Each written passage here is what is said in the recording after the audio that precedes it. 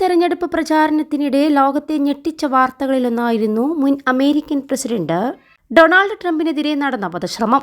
ഇപ്പോഴിതാ ആ വധശ്രമം വീണ്ടും പുനഃസൃഷ്ടിച്ച് ലോകത്തെ ഞെട്ടിക്കുകയാണ് ഉഗാണ്ടയിലെ ഒരു കൂട്ടം കുട്ടികൾ.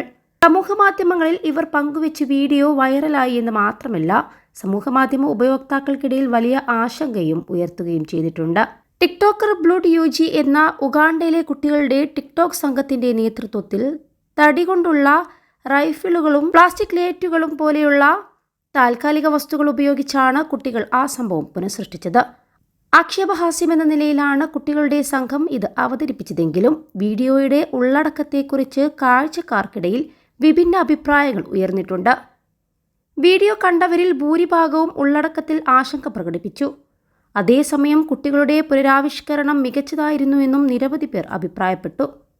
വീഡിയോയിൽ ഒരു കുട്ടി ട്രംപായി അഭിനയിക്കുന്നത് കാണാം. ഈ കുട്ടിക്ക് ചുറ്റും തടി കൊണ്ട് നിർമ്മിച്ച തോക്കുകളുമായി നിൽക്കുന്ന സുരക്ഷാ ഭടന്മാരായ ഏതാനും കുട്ടികളുമുണ്ട്.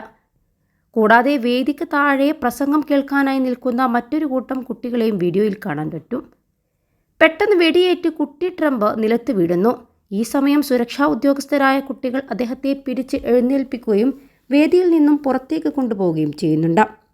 21 ലക്ഷത്തോളം സന്തുഷ്ടരായ ഉപഭോക്താക്കളും 2 ലക്ഷത്തോളം തിമിര ശസ്ത്രക്രിയകളും പൂർത്തിയാക്കിയ മലബാറിലെ ഏക കണ്ണാശുപത്രി Alsalama eye hospital, hospital road, Perinthalmanna.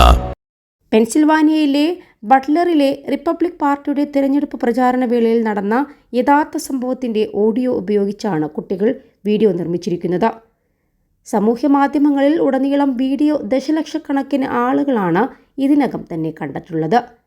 വെടിയേറ്റ് ട്രംപ് എഴുന്നേറ്റ് നിന്ന് മുഷ്ടി ചുരുട്ടി മുദ്രാവാക്യം ഉയർത്തുന്നതും ഉൾപ്പെടെയുള്ള കാര്യങ്ങൾ വളരെ കൃത്യതയോടെ കുട്ടികൾ തങ്ങളുടെ സ്കിറ്റിലും ഉൾപ്പെടുത്തിയിരിക്കുന്നുണ്ട്.